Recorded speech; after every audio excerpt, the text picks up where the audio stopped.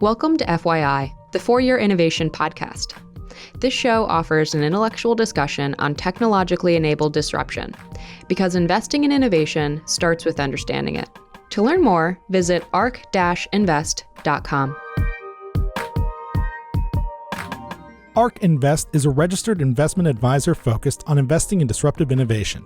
This podcast is for informational purposes only and should not be relied upon as a basis for investment decisions. It does not constitute, either explicitly or implicitly, any provision of services or products by ARC. All statements made regarding companies or securities are strictly beliefs and points of view held by ARC or podcast guests, and are not endorsements or recommendations by ARC to buy, sell, or hold any security. Clients of ARC Investment Management may maintain positions in the securities discussed in this podcast.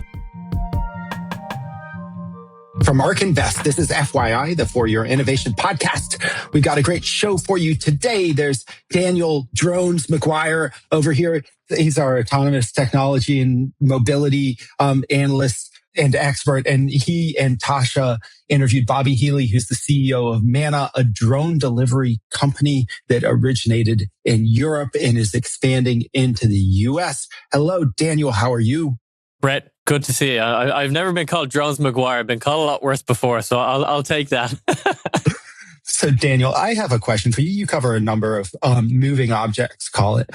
Yes. Which of these three things is more likely to be like a regular part of people's lives in the US? First, drone delivery, robotaxi, or eVTOL, like air taxis. Which are we going to see first? Which are people going to like regularly experience first? And by drones, I mean over the air, not the rolling robots. I already have those. Yeah, well, we actually already have two out of those three. So, I mean, drone delivery is occurring in the US today. Walmart just previously announced that they've surpassed 1 million deliveries. That's with Zipline, a company in our private portfolio, as well as Wing, which is Alphabet's drone subsidiary. Manna, who hails from Europe, they've completed close to 400,000 deliveries already in Europe, and they're expanding now in the US in Oklahoma. eVTOLs are a bit more on the long finger. I believe that the EIPP program is really what a lot of companies are targeting in the US to demonstrate flights. I know the Olympics in LA in 2028 is a big North Star for a lot of those companies. And then robotaxis, again, they're already here today. And Brett, as you know, for disruptive innovation, it's always slowly and all at once. And it feels like for drones and robotaxis, we're starting to hit that all at once stage. Yeah, I'd encourage everyone to Google your local area. Drone delivery, it's possible it's available for you. If not today, in the next couple of years, as Bobby teased during the podcast, he thinks it'll be proliferated around the US. And same for robotaxis too. And it really seems like we're starting to hit that inflection point. Yeah, it does seem like all at once is about to happen, at least for those two, at roughly the same time. So it will actually be your robo-taxiing home, and you look overhead through the sunroof and you see your meal coming overhead to be delivered on your front door.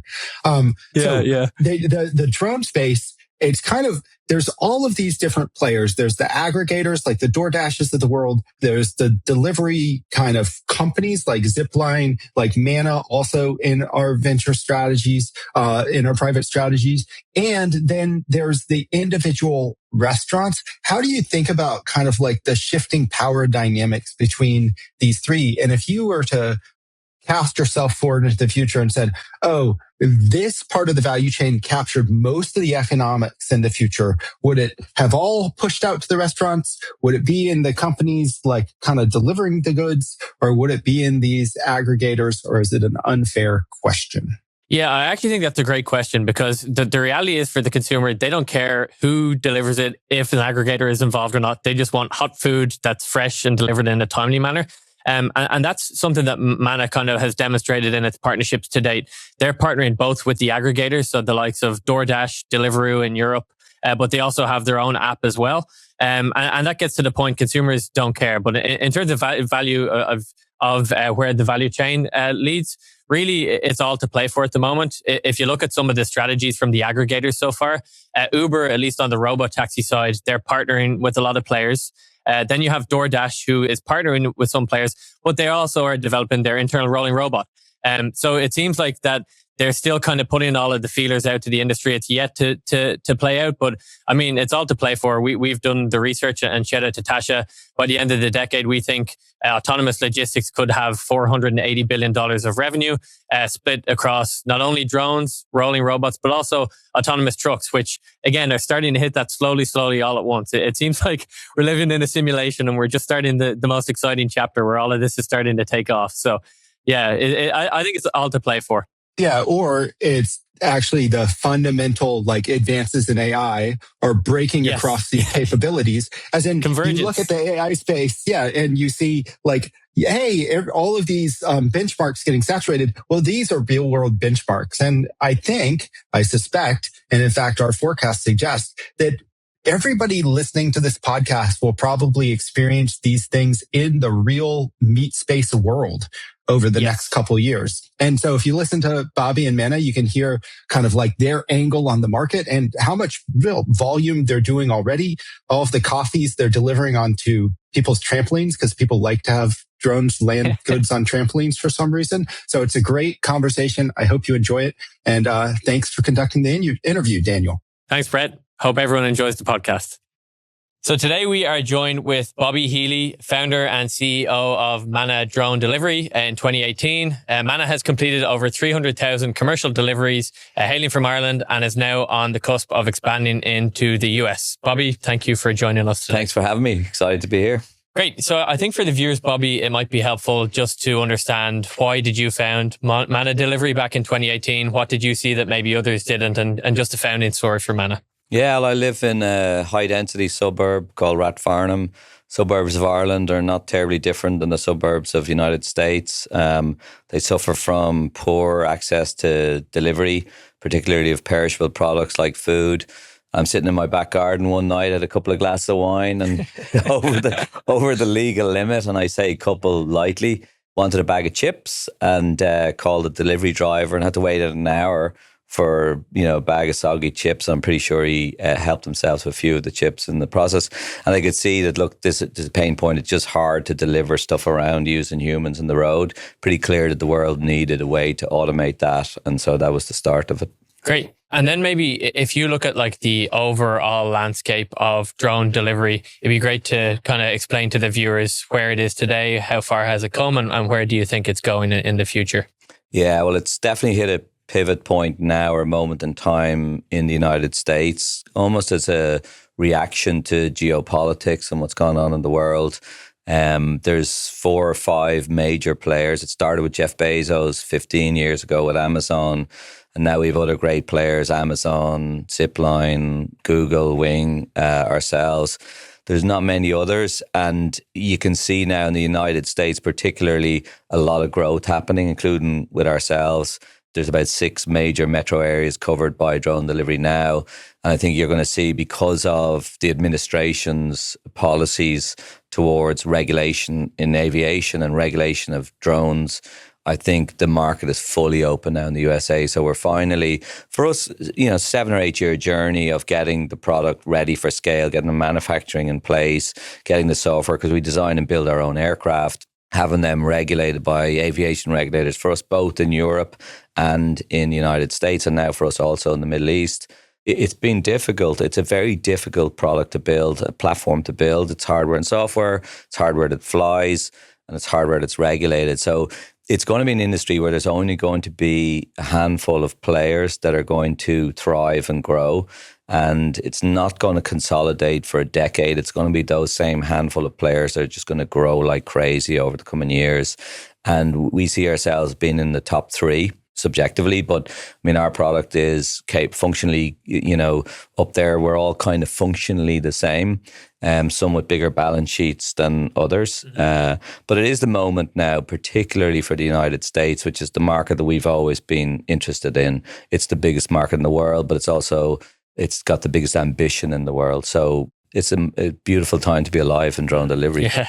Maybe if you can help explain to viewers, because it seems like magic. You can download an app, you click a button, and then I think as fast as like 5 minutes in some instance, there can be something dropping out of the sky and it's your delivery fresh and ready to eat or drink or whatever it may be. What happens in the back end when someone presses a button? Maybe talk the viewers through the process on how it goes from the restaurant to your delivery bay and eventually coming down from the sky? Our record is 4 minutes, 10 seconds from order to arrival. That was a litre of milk from Milk Manna. And so what happens when you purchase with us, if you're purchasing through DoorDash or Uber Eats, the partners that we have, that transaction goes to the restaurant or the vendor. They prepare it just like they would for a road-based delivery, assuming that some guy with a car is going to arrive. And in this case, the product arrives at our base instead, or our base is already at the car park of the restaurant. And we take the bag after the restaurant's prepared it. We scan it, we weigh it, because we obviously have to weigh the cargo because it's a plane. We load it on the aircraft, and then the aircraft's on its own. It's fully autonomous, so the aircraft finds its own way to your house. You'll have dropped a pin to tell us where you want the product. Somewhere in your back garden, your front garden, roof of your house, or a trampoline, as a lot of people get deliveries to trampolines in their garden for some reason. And the aircraft does its own thing. Once it takes off, it's on its own, and it'll arrive over your house wherever you've asked to deliver at about 200 feet over the ground, and then it'll descend to about 50 feet over the ground. Then it'll open the bomb bay doors and it'll drop the product out. It'll use gravity to get the product to the ground. And just before it hits the ground, we have it tethered to a little biodegradable cotton string, and we slow it down so that it touches the ground gently. And we can deliver fresh eggs, as we do frequently. Coffees, 11% of our order are hot coffees. So it's a very delicate delivery experience, and it's a magical one. So our median flight, that we're flying at about 88 kilometers per hour, just over 50 miles an hour in a straight line generally. So it's high speed. Like our median delivery time is about 2 minutes 50 seconds now from when we take off to when it lands in your garden. So it's pretty cool. And it would be great if you could frame that in terms of, the current state of drone delivery. Different operators and different drone makers are using different systems, and they have different types of drones. Why did you choose this solution, and what's unique to Manna versus the competition here? Yeah, so you'll see there's two main architectural form factors. There's fixed wing, which is very efficient in forward flight and cruise, but difficult in high winds when you're hovering and for positional control. And then there's copter, which is what we are. So we're an octocopter, so 8 motors, 16 rotors. And it's very good for control in very strong winds. And we built a business in Ireland, which is probably the worst place in the world to build a drone delivery industry. Very, very difficult weather conditions with winds, rain, and all sorts of turbulence around wind shear, around buildings, all that stuff. So we built it for the hardest, not just weather, but climate. So the suburban density in Ireland is very, very dense. It's much denser than US density. So we have to deliver into tighter spaces, smaller gardens. As I said, trampolines is a key thing. So that architecture lets us do that. And much more importantly, we get 8 deliveries per hour per aircraft. And I wouldn't say anything bad about any other player in the industry because they're all great companies. But we get 4 times the productivity out of an aircraft that anyone else gets. And that's because we have a hot swap architecture where we have a cargo bay, which is like a very large box that the cargo goes into, and that then slides into the aircraft. And that cargo bay is also the battery. So it's fully charged. So we don't have to wait for the aircraft to charge, which, on one hand sounds like it's not really a problem, but actually real estate is a constraint for this industry. So the amount of the physical footprint we might have on the roof of a restaurant or the car park of a restaurant is a factor, and it's a constraining factor. So, I mean, we regularly get over 50 deliveries an hour at a one small location with just 7 aircraft at a one location. We do that routinely. So having that hot swap architecture is absolutely critical to getting that throughput. And we talk in the same terms as a low-cost airline would talk in terms of turnaround time. So Southwest Airlines will talk about turnaround time. Ryanair will talk about turnaround time. Well, our turnaround time is 35 seconds from aircraft landing to being back up in the air. When we're at peak, when we're fully loaded, 35 seconds for the aircraft to be back productive, flying and making money. And that's absolutely critical. So when we think about what's important as we scale this industry, it isn't tech per se. Tech is the enabler, but it's the operation and the architecture that actually give you the positive contribution economics that count. And ultimately the winners, I mean, everyone's going to be a winner in this industry because we're all going to be scaling into a completely open market. But the winners with very strong economics is much more interesting. And that's where we see ourselves as a leader. And then when you talk about the operations, so it goes from the restaurant to your bay to delivery, I'm sure it doesn't go as smoothly every single time. And it'd be great maybe to hear what are the pain points or headaches that an onlooker mightn't think about when they think about drone delivery, but it's really a pain point for the industry, and maybe it's something that needs to be addressed to really scale. For perishables, so for restaurants, at peak times, restaurants become clogged and the kitchen is overutilized. And so delays will creep in. And so delays in the restaurant side simply usually end up in just consumers waiting for their food and being a little bit angry, but they get their food. In our case, we're mapping on slots from an airline. So we have 8 slots per hour per aircraft. We have 7 aircraft in a busy base, 50, 60 slots an hour. If restaurants all back up at the same time, suddenly we've got aircraft that may not be busy, even though they should be. And then you've got a glut of orders coming in. So managing that queuing process and irregular operations, same thing as an airline would say, is absolutely critical. So having the data that we do of running really high throughput operation for now 6 years tells us what we need in terms of buffering, extra capacity over normal, expected demand, all those things. It's like running an airline. And so you take the training wheels off, you do high volume operations, thousands of deliveries a day out of one location, teaches you when you're building, an infrastructure like this on top of shaky sand, or shaky foundations in the restaurant industry, you have to be able to deal with that to be able to scale. So that's one, and that's hard learning that takes years, I think, of operational practice. And then just outside of that, for us, the most important thing is maintenance on the aircraft. So there's no point having a cool aircraft that does cool things that you have to maintain and inspect every day, because then you're just building a maintenance organization that the cost just dwarfs the revenue. So in our case now, we've moved to monthly inspection on our aircraft. So getting the hardware and the software systems, the diagnostic systems, ready for an operation that just the aircraft just always work, and you don't have an army of maintenance engineers looking after them, is difficult. And so hardware is famously difficult, but hardware that really is flying in harsh environments that just doesn't need to be inspected regularly is critical, and that takes time. So as I keep saying, it's taken us 7 or 8 years to get to the point where we can really scale well. And you really can't accelerate that. You need real world testing for that. So it's a million small things on the hardware side. And you mentioned regulation opening up. You feel like you're at a point now where it's ready to scale. So what is the gating factor today, for our listeners? When should they expect drone delivery in their hometown? Tier 1, Tier 2 cities, I would say, can rely on having drone delivery within the next 2 to 3 years across the United States. For us, we're only in 2 cities this year, Tulsa and Dallas-Fort Worth. For our friends in Google, for example, they're going to 7 new cities. And there's a bunch of plans from all of us to scale. So I would think over the next 3 to 5 years, the entire of North America, all suburbs in North America of material size will be getting drone delivery from multiple operators at the same time. So it won't be Manna only coming to, your city. It'll be Manna and Amazon and Google and probably Zipline all going at the same time, powering different locations to the same households. So there will be meshes created by all of us in all of the cities, but it's not some futuristic thing. I mean, everyone will remember Jeff Bezos 15 years ago announcing drone delivery, and you're all going to get it next year.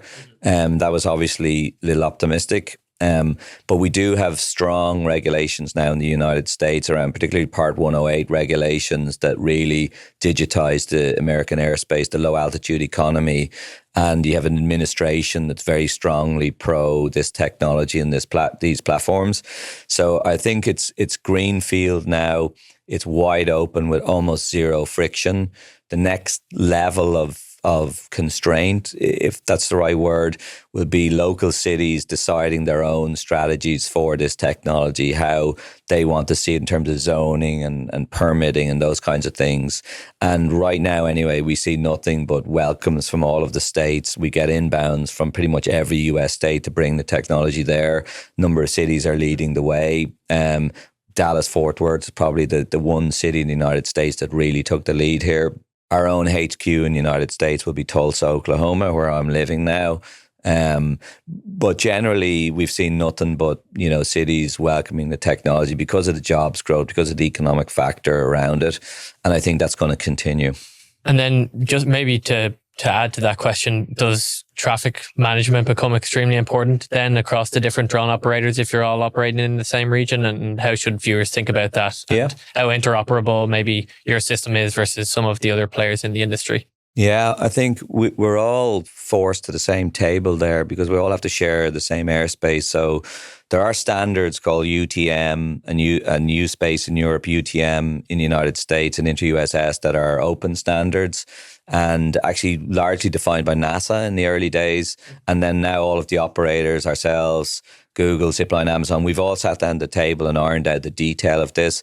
And we've flown in the same airspace as Google in Dallas. Also in the UK, we've shared airspace. And you see a number of operators flying in the same airspace, simply connecting their UTMs together. UTM is Unmanned Traffic Management System. It's simply a set of protocols for allocating the airspace. Key thing is you don't need air traffic control and you don't need people. It's fully digitized and it's all instant. So when our aircraft wants to take off, it allocates the airspace itself. It gets all the other operators in the airspace to acknowledge that flight and it's ready to take off a millisecond later. So it's hyper efficient and software defined.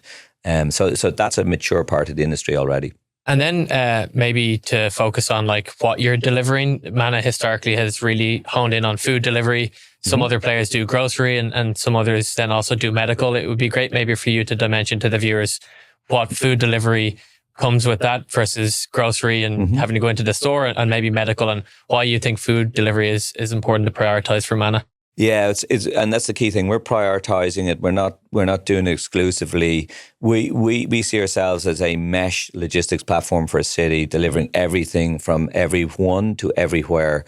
So we don't constrain ourselves to food, but food is the obvious, easy first use case simply because the economics of food delivery are already very challenging for the aggregators, for the restaurant, for the delivery driver. It's just tough. It's single digit, if not negative margin businesses that want to grow but can't. I mean, DoorDash are doing 2.5 billion deliveries a year. Uber Eats are not doing far off 2 billion deliveries a year. And all of these are really difficult to scale using gig economy labor with a poor product experience generally because it's just hard to make work. So we've chosen food delivery because it's very well documented. It's very well defined. It's well consolidated. There's only really 4 companies in the world doing it. And we know today there's 6 billion deliveries from those 4 players, and there's probably 3 or 4 billion in the United States alone. So it's very clear that we're solving a huge problem of unit economics and customer experience for a huge market in one cohesive market, the United States. So it's an obvious one. And then if you think about what we really are, we're an infrastructure play. So we're an infrastructure for a city to move goods around. And infrastructure needs utilization to pay for the upfront cost. And the best utilization you'll get is from high frequency products, which is food delivery. Then we see ourselves concurrently. We've already done hospital deliveries, medicine deliveries, defibrillator deliveries, hardware store. We already do all of this. But you'll only ever hear us really talking about food because it resonates with the household. It's meaningful for the everyday person, the family at home, that are already either delivery users or they become delivery users because drone delivery is so good. But in the end, don't look at us as a food delivery, drone delivery company. We're a city-based infrastructure to move goods around and create jobs for the local economy. I'd be curious to ask you more about the medical opportunity here, because that's where we saw some of the first drone deliveries happen. And at least from a price perspective, I mean, couriers can run upwards of $100 per delivery compared with app-based delivery, just much lower prices there. And, from what we see, food delivery makes sense. It's the largest addressable market out of, the 3 that you've dimensioned. But would just be curious to hear more about the other two, medical and grocery. Is it just like pure market size, or is it this nice app infrastructure that exists in the food delivery space that really differentiates it? Yeah, I mean, I think like there's one hospital partner that we've flown for in Dublin that are spending 16 million euros, about nearly $20 million a year on taxis, Wow. moving samples from emergency to labs for, quick answers. So like that's such a no-brainer. That shouldn't be happening, right? So we could do that with our eyes closed, fly off the roof of the hospital, do 300 or 400 deliveries a day, and obviously reduce that cost, but save lives while we're doing it. Like our flights across the entire city, about 6.5 minutes across the entire city. So the samples will be getting to the lab quicker. The results will be coming back to the emergency ward more quickly. So it's a really, really societally beneficial use of the technology. So we love it and we're absolutely going to do it. But that's an easy add-on to the existing infrastructure. Don't forget, because we're essentially an airline, we need a city to have a central maintenance space. All of the overhead that comes with opening up a city, we want to be spread across the use cases. So we love the health sector and we're going to do it. Parcels we're going to do as well. And in a different way, parcels are a different kind of thing to think about. And a surprising thing to think about, because if you think about food delivery, it's very peaky, right? Weekends are 3 times the demand of weekdays. And then you got that 3 or 4 hours in the evening that are twice the volume of the day. So your utilization curve on the aircraft and all the infrastructure that goes towards those aircraft is very poor, right? So you need to think about utilization. And for us, we could send, with idle aircraft and that idle time, we can send parcels during that time, because parcels have this acceptable latency because they're generally not perishable. So if you think about that, we could be a centralized delivery network for parcels in the morning and the afternoon, and then those aircraft reposition themselves to the perishable product locations in the evening. That's what we already do today in Europe. So we love parcels because our marginal cost is next to nothing. On a flight, it's the cost of the energy for the battery, which is about 10 cents, the depreciation on the aircraft. We use our aircraft for 75,000 flights in their lifetime. So our marginal cost per flight is very low. So therefore, we think about parcels as a really strong improvement to utilization. That's going to be very useful for us. So you got parcels, medical. Grocery we like as well, and again it's a very different one. And we started off doing grocery with Tesco, which is the Walmart of UK and Ireland, and we like it. But what we saw was that frequency of grocery orders is more like frequency of convenience store orders than grocery store orders. So grocery is like kind of weekly, convenience store is slightly more frequent, but the cost of the basket of a grocery delivery by drone, because we can carry less volume and less weight, so the cost is far less than what it would be for a restaurant delivery. And famously in grocery, margin is very low too. So it's more like you're augmenting convenience deliveries out of a grocery store than you're actually doing some new type of product. So we like it. Also, we like it because it's spread 12 hours across the day. So we operate 7 days, 12 hours a day right now. 13 hours a day now. And groceries are there. The inefficiencies in groceries, though, the big negatives about groceries are the margin in groceries is already low, right? So it's a famously low margin business. So therefore, the consumer has to pay for the drone delivery ultimately. And while today we're not free, we will get drone delivery to a very, very like sub $1 cost to the consumer. So grocery, the consumer has to pay. The consumer is less frequent, and then the part that we really struggle with in grocery is the pick time and the turnaround time of that purchase. So if you look at a big grocery store in North America, you could be looking at 30 to 40,000 SKUs, and to find that product, to get that product from the shelf and to get it to the drone is really significant. It could be 10 to 15 minutes to do that. And that's going to involve a human to do that. So we don't like those types of problems. And we would like to map grocery delivery network, our one, onto more of a dark store type business model. So, 1,000 to 2,000 SKUs, easily fulfilled, easily picked, located right beside the aircraft. And we've done that. That's what we did in Europe, for example, with DoorDash in Finland. We operated out of their dark stores, and therefore the pick time and time to dispatch, as we call it, which is the time from the order to when the aircraft takes off, was sub 5 minutes.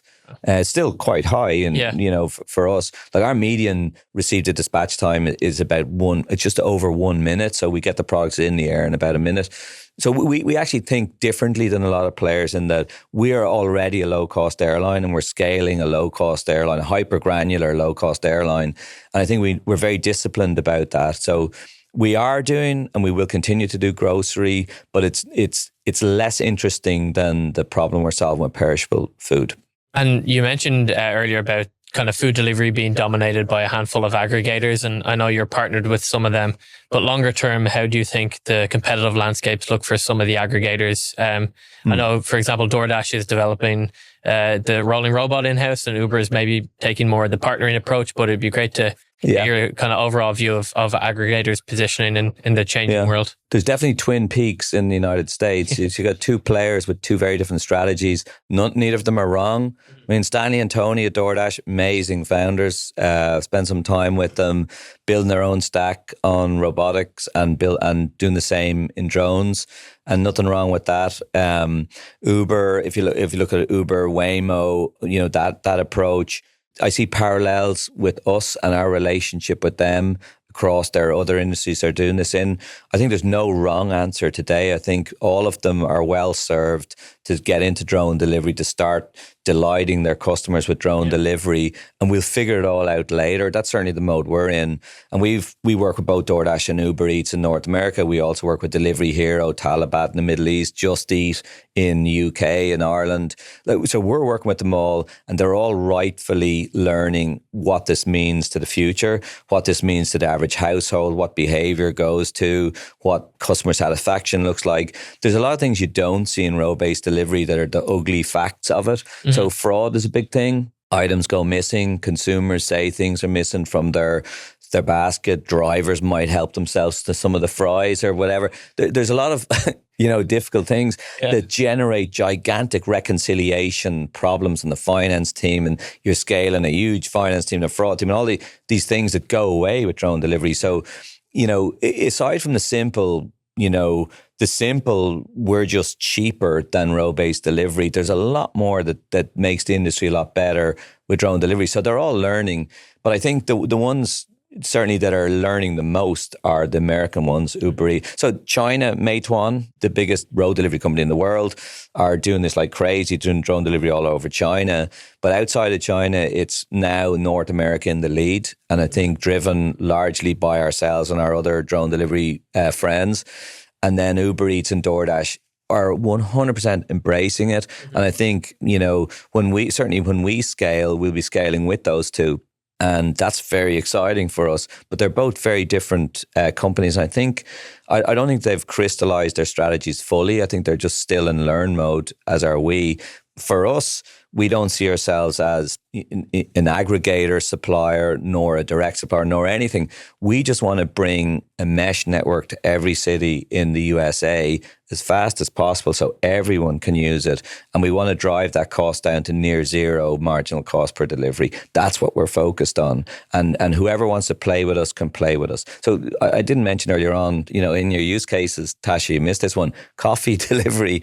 If all we did was coffee delivery by drone, we'd be done. It's massive category for drone delivery to power those coffee brands to reach consumers directly. Coca-Cola are one of our biggest investors. So those D2C connections of big brands and households can now be fully digital. So if you think about that, Coca-Cola, for example, that we work with in Ireland a lot, they have a direct advertising relationship and presence with the households that are within our operating area, but we fulfill. So that's a whole other form of distribution for large brands that is not being considered here. So not just aggregators, it's brand direct. So there's going to be interesting hybrids, I think, emerging once we really get throttled up with drone delivery.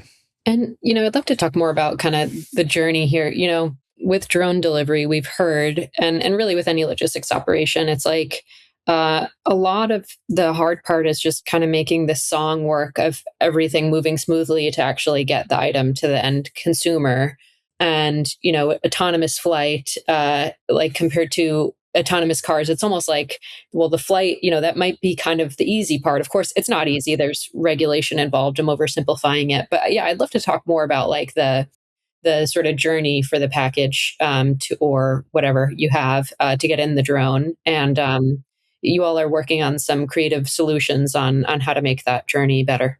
The ugly truth, as we call it, Tasha, the bit that people don't see. So it's not just flying robots. It's the big unanswered question is, well, how does the product get from the restaurant to the drone? Yeah. And so if I work backwards first from what is the problem we're solving, who are we solving it for? So aggregators have aggregation, the clues in the word, right? So they're the real product that aggregators are providing the consumer is choice, right? So a consumer opens one of the aggregator apps, they're getting 150 restaurants. So they have choice. So their conversion rate is high and their CAC is lower. They get loyal customers, right? So yes, we're solving logistics and we're solving the cost and we're solving the experience, but we're not solving choice unless we power all of those restaurants. And what works very well for drone delivery, because it's an infrastructure play, is volume. So therefore, our tendency is to work with high volume players, the big brands, like for example, in Dublin, KFC, Burger King, all those big players that can give us 200, 300 deliveries a day. But if you think about the aggregator's product, it's actually choice. It isn't just those narrow few brands. It's 100 others. So therefore, when we bring drone delivery to a city, we have to be able to provide the smaller guy access to the service just as we can the big guy. So what that means is we aggregate supply by having a drone base close to a cluster of businesses, be they restaurants, hardware store, whatever, bookstore, everything in between, pharmacy. And so that generally means we're going to be in strip malls or we're going to be in car parks of clusters of restaurants, but we still haven't solved for how do we get the product from the restaurant to the drone. And today we do that with runners, otherwise known as human beings. And that's ugly, right? We make it work, but it's our biggest cost in our unit cost, even though we're profitable on a per flight basis.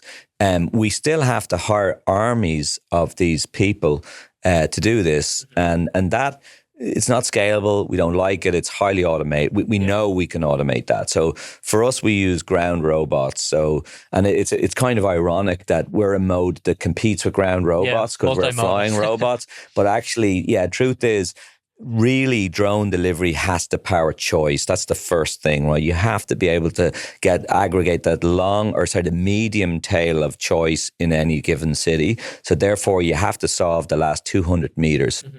Or 300 meters or yards for this audience. And so we solve that with ground robots. So we've built our own ground robot stack and we haven't introduced it yet, but we will introduce it in Tulsa as part of our growth there. And so those ground robots will do the work of picking the product up at restaurants and then bringing them to the drone base, which might only be 100, 200 meters away. Yeah. But again, the other thing you don't see is that travel, right? That 100 meters or 200 meters, is quite efficient. You can do a lot of those journeys and you can optimize them if you're at high volume. So it's, it's doable. But the real problem is it isn't the traveling, it's the waiting. Yeah. So in a premium burger restaurant, 7 p.m. on a Saturday night, they're full. The kitchen is full, and the last thing they want is a delivery driver hanging around their restaurant, right? And the burger's not ready. So they'll keep the delivery drivers waiting there 15, 20 minutes, half an hour in some cases. And that just ruins our business model. It's just not, it's not something you want to scale. It's something that's out of our control. So actually what robots do really well is they just wait. It costs nothing. They just sit there, right? And the utilization of the robot doesn't matter because you think about robot in cost terms in the depreciation on the robot over time, over a number of cycles, right? So we optimize that with these ground robots that will simply wait at the restaurant, pick the product up and bring it to the drone base. And that means we don't need runners, which means that we can power choice. And that means we can be really efficient with really large drone bases close to a cluster of businesses that we can support with the ground-based robots. They go hand in hand. It's a big surprise. Maybe if I can ask a higher level question, you mentioned about the reconciliations for fraud and introducing this kind of first mile robotic solution. And how does Manna use AI and large language models and agentic workflows to not only maybe enhance productivity but also cut costs? Because we see it in a lot of the companies that we monitor, and they give great use examples. It would be great maybe to hear how Manna does it. And I mean, given since you've been around since 2018 with Manna, so maybe how it's changed over the years. Well, great thing is we have a lot of data. By the way, it's 400,000 flights now, not 300,000. Oh, wow, okay. That's very important. Moving so very quick, important. So AI is, I'm a programmer, by the way, that's my trade, still the biggest coder in Manna. So obviously we get a free ride now with engineering and all that stuff. But one of the painful things we learned about doing food delivery is nearly 1 in 10 orders are wrong. Oh, right? Wow. Okay. So the restaurant just forgets the sauce. They didn't put the lid on properly. Mm-hmm. The lid something spilt or whatever. So it's just really, it's guaranteed to be unreliable, right? So therefore, there's an interaction with a lot of consumers. One way or the other, you're going to be interacting with them because the restaurant's going to get something wrong, and that's just the inevitability of what they're doing. So that conversation, that keeping the customer happy, that then it's a marketplace conversation. So you're talking to the consumer, and at the same time you're talking to the restaurant, or you're talking to the aggregator that's talking to that restaurant. We automate all of that. Wow. So we're completely hands-free. We don't see any of it. Okay. And that means that we can now enable a really horrifically ugly business, abstract over that, and keep the consumer super happy. And it's really straightforward. The actual reconciliation, the financial reconciliation, not so easy. We haven't done that with AI yet. There's definitely a lot of automation to happen there, but it does get ugly when the consumer's so unhappy that there's a refund issued. Yeah. And that happens frequently. And so the ownership of that refund is critical, right? So that's why we like our aggregator relationships, because they've already scaled that. They already know what that looks like. They've got their rules. They're probably moving, not to AI, but automation for a lot of those things already. But we still have to have that conversation with a consumer. And generally, we have to have the conversation with the restaurant too. So it plays a major role for us in scaling the direct part of our business. And then for like disruptive innovation in general, we always say at ARC, slowly, all at once. And it seems like drone delivery is starting to hit that all at once point. Oh, 100%. It'd be great to get your thoughts on maybe where you see the industry in 5 years, 10 years, 15 years down the line. And what's like an ideal drone delivery network look like to Bobby in those periods? I think in 5 years' time, I think every city in the USA will have it. I think Europe's slightly behind on that. But I think certainly every city in the USA will have it. The degree to which we've covered every household with the product won't be fully there, but it'll be largely there. And it'll be the same players. There's not going to be any new players in this space. It's going to be the existing players that are there. And I think then, so if you think about population coverage, that's the first kind of, goal for all of us. It's city by city. Yeah. Population coverage, which means within the city, how many of those suburban households are we able to reach? And then you think about depth of coverage, right? Depth of coverage meaning for those households, how much choice are we flying those households? How much of relevancy to them are we able to fly to them? So that's kind of the Amazon problem, right? And I think that's more of a 5 to 10 years thing where we'll get to 60, 70% of the suburban population. There's 92 million suburban homes in the USA. I think the bulk of them will have some form of drone delivery. And I think all their staples, the only way they'll be getting coffee is by drone. Yeah. And staples like beverages, things like that, those will be, because they're easy to fulfill, they're highly transactional. They're kind of commodities as well. I think everybody, that'll be kind of 90 to 100% coverage of whatever percentage of households we get to. And then what I mean by depth of coverage is, can they also get their pharmacy there? Can they get their hardware store? Can they get their, when we think about the number of products Amazon deliver, Amazon are always going to be there, of course, but how many of those local businesses that are near to them that have the product that they need, the bookstore, for example, that they might just order from Amazon, that book, well, actually, we could get the book there in 5 minutes from a local vendor. So what I mean by going deep is when we go to a city, when we go to a suburb, of all those local businesses there, how many of those local businesses can we bring into the drone delivery network? I think that's a longer term play. And it'll form it'd be a hybrid of dark stores / dark kitchens, strip malls, and then dedicated fulfillment centers purely for drone delivery. It'll be a hybrid of all those. That takes 10 years to play out. And so, what do you think what's the limit here for drone delivery? What do you think the total addressable market is? We've talked in the past about how this could change consumer shopping habits, and you get your groceries once a week. I know you're focused more on food delivery over groceries, but you could imagine ordering more frequently. We see more e-commerce penetration. So what's the limit for drones? It's incalculable. The sky's the limit. I mean, I never heard that one. Yeah. Look, it's so exciting to see the effect this product has on a household. I mean, first of all, it's the circus coming to town, right? The whole street are out for the first delivery.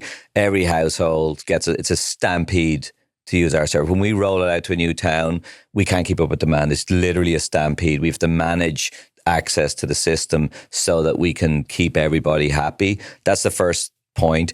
Then the virality of the product.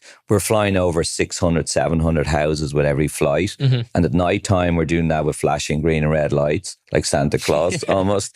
And then we're permanently doing that. So the awareness is constantly being driven that we're there. You might be hungry. Did you not know you were hungry? Look, there's someone else getting food delivery, whatever. So that's the first part. The second part is the product is so exceptionally better than the alternative. The alternative is getting into your car and going down to the local restaurant, or going down to the local bookshop, or getting something from Amazon the day after, whatever.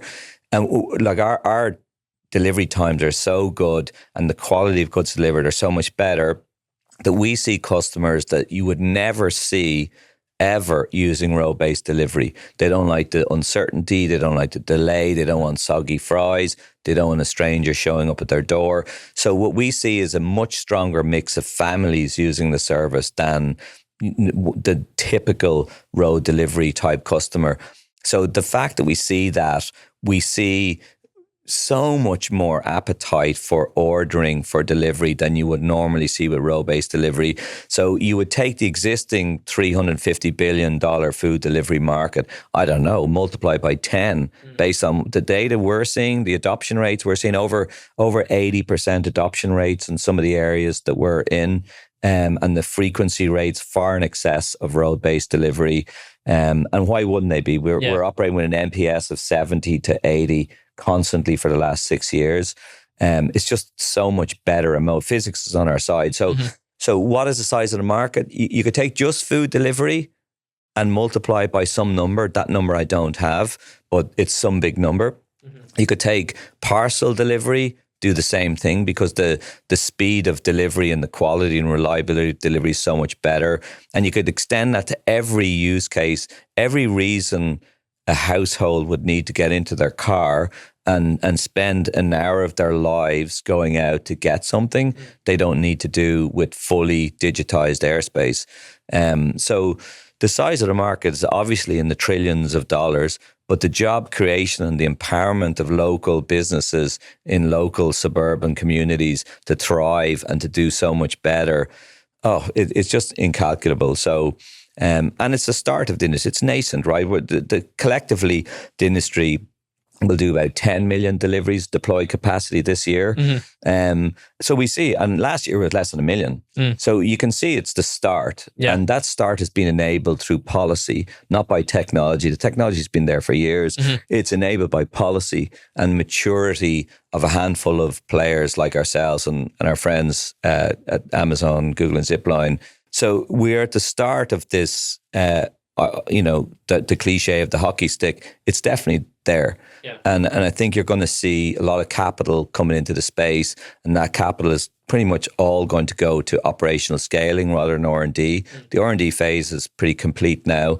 We're all going to improve in terms of, aircraft and ancillary technologies, but it's now a business in growth mode, or an industry in growth mode. So look, we'll see, but certainly the anecdotal evidence is that this is going to be significantly strong uplift to existing demand, and consumer behavior will go in a different way than it's gone so far. In other words, I think people are going to rely a lot more on getting products delivered to their houses than they did before, because of the reliability and predictability of the service over road-based delivery. you mentioned you're bringing down cost, right? App delivery today, people are paying like double the price of the meal to get it delivered to their door. Yeah, like the premium 60% premium on basket in the United States.